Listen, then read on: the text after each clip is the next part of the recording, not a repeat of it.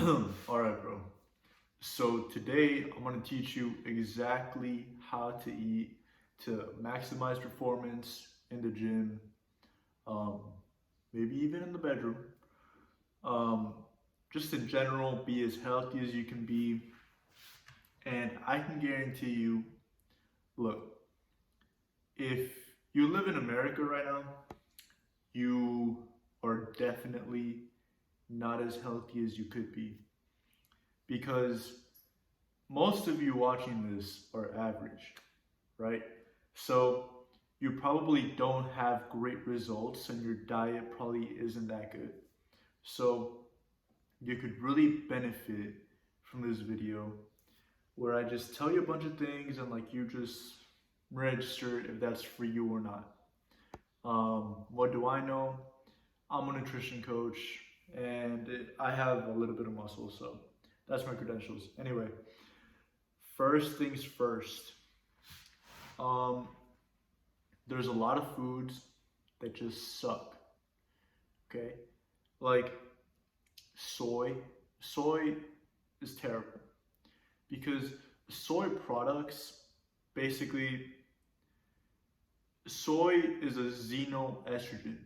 So it goes into your body, it mimics estrogen, but it's not estrogen, but it binds to the same receptors. That's basically big brain speak for it's gonna act like estrogen, it's gonna mess up your hormones, right? You don't want to consume soy. And if you look at like the back of like nutrition labels, you'll see a lot of things have soy.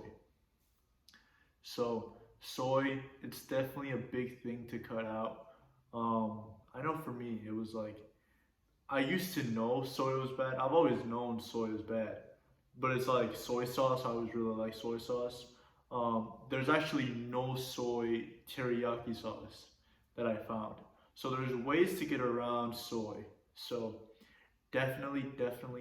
definitely avoid soy.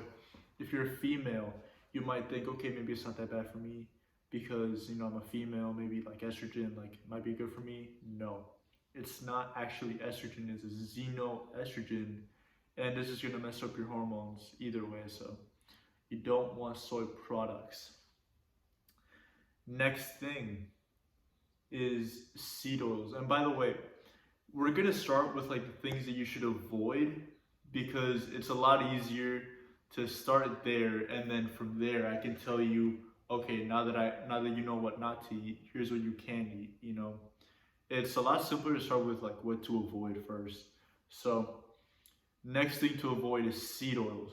So seed oils, they so if you were to look back at like the 1940s, let's say, America, everybody was eating bread, everybody was eating sugar, everybody was eating red meat, everybody was like, eating butter, like foods that we would consider as bad, everybody was eating them. And nobody was obese. Literally, like, the population of obese people was like, I want to say less than 5%, maybe even less. Um, I gotta look at like the research or whatever, but it was like it was low, you know. If you look now, obviously obese people in America, more than 60% of people are obese, which is insane. Like that's how you know something's wrong, right? And so my personal theory is that seed oils, so after the 1960s, that's when obesity started consistently going up and started consistently skyrocketing. It was also in about the 1950s and 60s that canola oil was first introduced into the public. And when all these seed oils started actually like becoming more mainstream and like started being seen as like heart healthy alternatives, which cannot be further from the truth. I can tell you right now, I've seen a study that basically claims you cannot get atherosclerosis if you do not consume seed oils. Now, I am not a doctor. So this is not me telling you how to fix your atherosclerosis.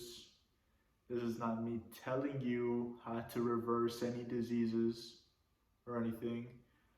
This is a nutrition coach telling you nutritional information that is yours to do what to do with. That's just a disclaimer I have to put in there. But anyway, seed oils, they're terrible. Because, so seed oils have this thing called linoleic acid. And linoleic acid is very interesting because it's found naturally in a lot of stuff. It's found like in brown rice, what else? Found in corn, but it's found in like extremely small amounts. Now think about it like this: like when you take the oil out of everything, you're taking all of the linoleic acid, let's say out of the corn. If you're making corn oil, you're taking all of it out of there to make the oil. So you're getting this extreme amount of linoleic acid on your food like every day. So it's an amount that's like so extreme that like your cells physically cannot handle it. And so literally your cells will start dying. Like your cells will die. They will oxidate. That's the proper term for it. They will oxidate. And this is the cause for a lot of diseases. Like it is linked to like some of the worst, most heinous stuff that you could imagine. Alzheimer's, cancer, atherosclerosis, as I just said. Like, it's insane. It's actually insane. Not only that, these oils are like, well, one, usually very low quality. Two, they're made. The way they're made is they are washed with hexane. Before they're put in the bottle, before they're like fully, refined, they're washed with hexane. If you do not know, which I did not know until a few months ago when I first found out all of this, hexane is a gasoline byproduct. That means in the oil fields, they literally extract this out of gasoline, out of oil, because they don't want it there. This is like a waste product going on your oil, going on all of your foods. It's absolutely terrible. So that is like my biggest thing. Like when I eat, I don't have that many rules for myself, but I do have a few rules. And one of them that I stick to religiously is no seed oils, just none. Like none. And that includes reading ingredient labels. This will be the next section of this video. You have to learn how to read ingredient labels. It's not that hard. Honestly, before I even look at like protein, carbs, fats, I look at the ingredients. Because the proteins, fats, and carbs don't matter if it has like vegetable oil in it, let's say. By the way, let's run over what are all the seed oils so that you know which ones to avoid. It's a lot of them. It's canola oil, cottonseed oil, grapeseed oil, soybean oil, safflower oil, sunflower oil, peanut oil. Yeah, I think that about covers it. But, you know, I'll just put a full list in the description of all the seed oils. That way you know which ones to avoid. But those are the ones. And, yeah. What was I talking about? Yeah, so, okay. Now you know to avoid seed oils. So, the next thing is reading ingredient labels. Reading ingredient labels is crucial because I've made this mistake too. So I'll tell you a little story. I was making chicken, and I was shopping with my girlfriend, and she had the idea, hey, let's not buy normal chicken, let's buy like the pre-seasoned chicken, you know? I was like, okay, that's cool. Like, why not? I thought in my head, I was like, it can't have anything bad on it, it's just seasoned, you know? Little did I know, after I'd already eaten the chicken, by the way, I looked on the back of the package just out of curiosity, and I saw soybean oil right there. I was like, bro, are you serious? Like, and it's these little things, it's how they get you, where it's like, it's just, it'll sneak in every now and then. You'll look at foods that literally, you'll be like, why does this need to have oil in it? But everything, not everything, almost everything has seed oils in it. And dude, honestly, if you're like me and like you know, you click off this, after you click off this video and like you do your research, you're like, you know what, yeah, seed oils are terrible, like let me stick to this, you know, you'll get to like a point where you have like, my girlfriend got to this point when I got her into all this, you'll have this point where it's like, you'll have like a mini depression where it's like, you look at all the foods that you used to eat before you knew this information, and you're just like, bro, I can't, like I can't eat this anymore, or like I can, but I'll feel bad about it. So yeah, you'll have like this mini depression. You'll get over it though, it's fine. We all go through it. I think the biggest thing to being able to stick with this long term is like, don't be weird about it, you know? So for example, like my parents came to town and we went to Chili's, right? So, you know, obviously I did my due diligence. So I told the waiter, hey, like, I can't have oils or anything like that. Like, is there a possibility y'all could cook this with butter? And, you know, she was like, oh, not this dish, not that dish, blah, blah, blah. I just have a steak, that's it, right? I just asked about the steak. I knew, or not knew, but I could guess that, you know, maybe like the macaroni salad or something had seed oils in it, and I just didn't know. Or maybe there was soy and like some dressing they used for like the what do you call it, mashed potatoes. I don't know. I don't know every single ingredient that was in that meal. And that's fine, because honestly, it was a good meal, and I know that like the ingredients that I do get to look at, I'm in control of that, you know? And it's like, you have to strike a balance where it's like, you find, like you're not overly crazy about it, like, okay, fine, like I asked her if there was seed oils in it, she did her best, I got a steak, fine, you know? But for example, like if it is in your control, like there's this local chain, I don't know if they have it wherever you're at, it's called Hawaiian Bros. And I asked them, like, do you guys use any oils when you cook? And they said yes, they use like, I think soybean oil.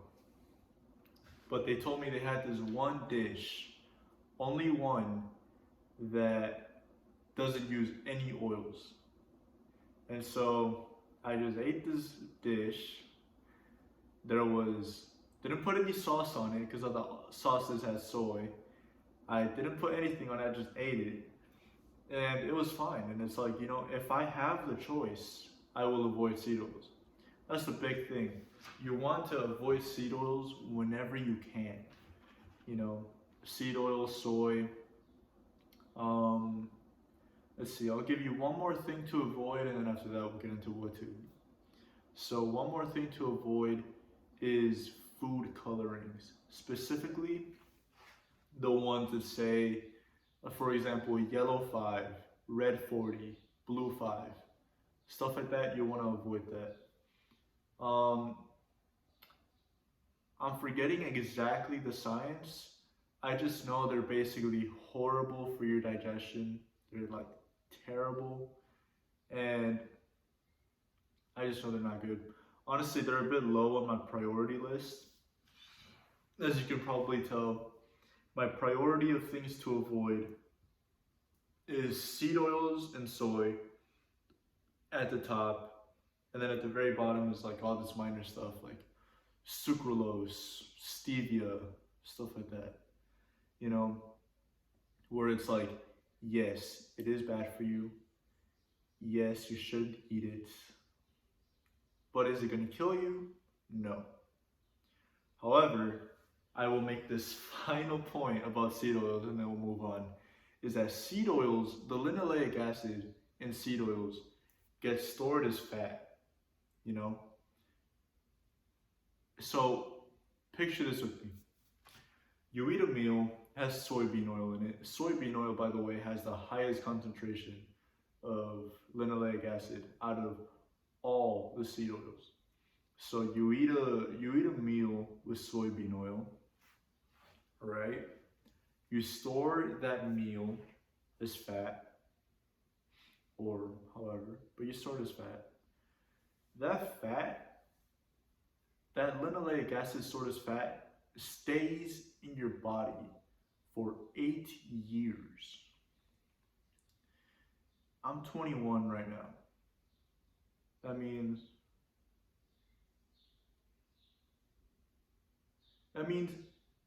foods that I ate ever since I was 13 until now are still in my body to this day, like messing shit up.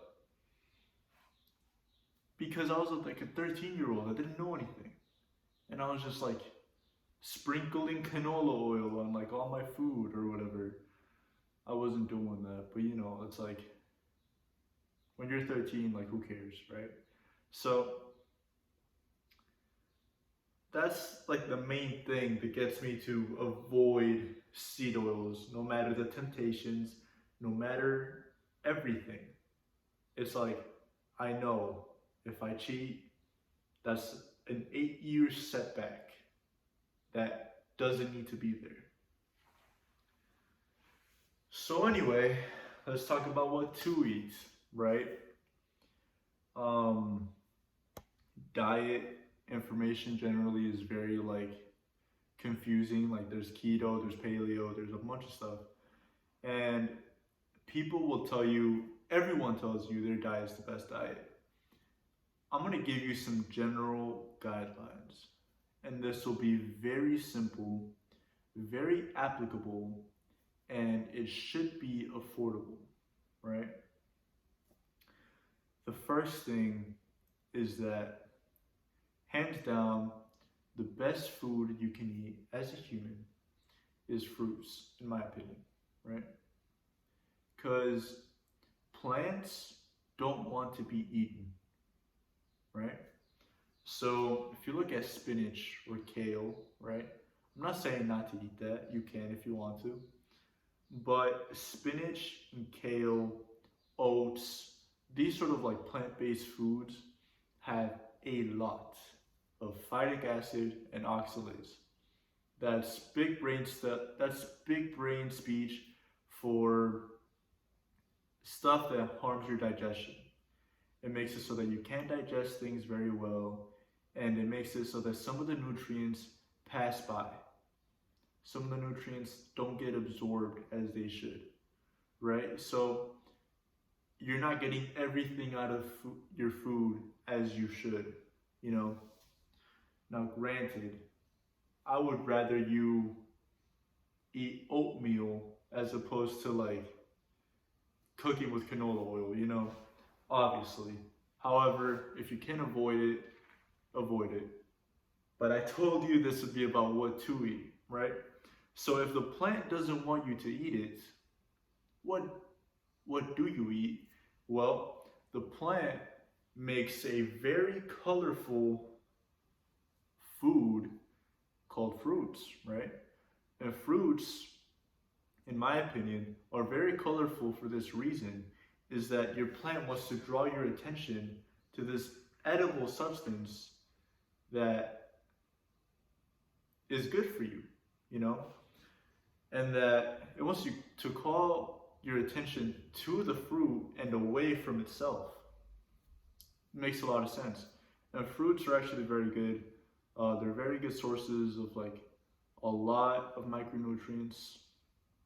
And me personally, if I can get my carbs from fruit, I absolutely do. And I absolutely feel better when I do that. So some of my favorite fruits, like mangoes, pineapple, like I cannot tell you. I've had times where I'm having like a very bad day, but I just have like a ripe mango and everything in the world is just okay. Everything in the world is just fine when I have a nice mango. So, yeah, not to mention that mangoes have beta carotene, which actually adds pigmentation to your skin. It makes your skin a bit darker, but it gives you like a natural tan, sort of. So, makes you more attractive. It's awesome. Honestly, fruits are awesome, dude. So yeah, fruits. As far as vegetables, like I said, a lot of them do have like phytic acid and oxalates, but my personal favorite vegetable is carrots, because carrots have a lot of vitamin A, they're high in antioxidants, and they also have that beta carotene, which I was talking about, makes your skin a bit more tan. Now finally, protein, meat. Me personally, I love red meat. Do you have to eat red meat? You don't have to, but it's definitely the best source, and I'll tell you why. So, pork and chickens are, the way they're raised in farms, you don't find like grass-fed pork, you know? You don't find grass-fed chickens. They're always grain-fed. And if they're grain-fed, they are fed foods that have these things we just talked about, seed oils and soy. If the animals that you're eating had a bad diet, that translates to you too. Now, I had chicken today, right? It's not a big deal if you have chicken or if you have pork, you know, as long as you don't drizzle it with canola oil, like I said. But me personally, I'm a fan of red meat, specifically beef, because beef you can very often find it grass-fed. It's not hard to find grass-fed beef, and grass-fed beef is just the best quality protein that you can get. Me personally, I love it. It's loaded with micronutrients. So to explain it, it's like micronutrients are like all of your vitamins, all of your minerals, stuff like vitamin A, riboflavin, stuff like that. Those are your micronutrients. Like you really need those. So literally, I'm gonna give you a quick hack. And this is something that I did for a couple of my coaching clients, and it worked amazing for them. Basically, while you're eating your ground beef or whatever your protein of choice is, add a little bit of beef liver. Not a lot, but a little bit. Beef liver is loaded with basically all of the micronutrients you need in a 1 ounce serving. Having an ounce, that's like nothing. An ounce is like nothing, you know? So if you don't like the taste, it's just an ounce, okay? It's not gonna kill you. And you're gonna basically set yourself up way better than you ever could with a multivitamin. Because with a multivitamin, all of the nutrients in that multivitamin, one, you're not getting like the right amount. You usually get a very low amount of every nutrient when you get a multivitamin. So that's the first thing. Two, all of those compete for absorption. So let's say there's like, you have a multivitamin. It has vitamin A, vitamin B, vitamin C, like, I don't know, basic multivitamin stuff, right? Everything is competing for absorption. But if you get it from an actual natural source, like beef liver, nothing's competing for absorption because it's way more bioavailable. Bioavailable basically just means that your body can tap into it, it can use it, you know? So that's why I would much rather, and I don't use a multivitamin, I eat beef liver and it works a lot better. Like, this may be TMI, and my mom watches my YouTube channel, so Mom, if you're watching this, right? But I basically, as soon as I reintroduced, I thought I had high testosterone already, but when I reintroduced beef liver into my diet, I literally had the same sex drive, if not more, than I did when I was 14, first going through puberty. Like, it was insane. So, if that doesn't get you to eat beef liver, I don't know what will. But that's my case for it. So that's about it. I don't think I left anything out. I hope this video helped you. Look, I'm gonna give you some action steps actually. So, action step 1, look through all the food that you have in your household. Look at what has seed oils, what has soy. You'll probably be horrified, and throw them out. You know, that may seem like a lot, but look, go grocery shopping. And when you go grocery shopping, look for foods that basically fit our criteria, which is no seed oils, no soy. If you can, avoid red 40, avoid blue 5, all that stuff, right? It's going to be a lot easier if you get whole foods as opposed to like prepackaged foods. Not all prepackaged foods are horrible, but it's just easier to do with whole foods. And yeah, start making some meals. And you'll find some combinations that I've never thought of. And I can give you some basic combinations that you never thought of, you know? I just realized the only carb source I gave you was fruits. There's also obviously potatoes, sweet potatoes, rice. Potatoes, sweet potatoes, rice, and fruits, right? That's what I recommend.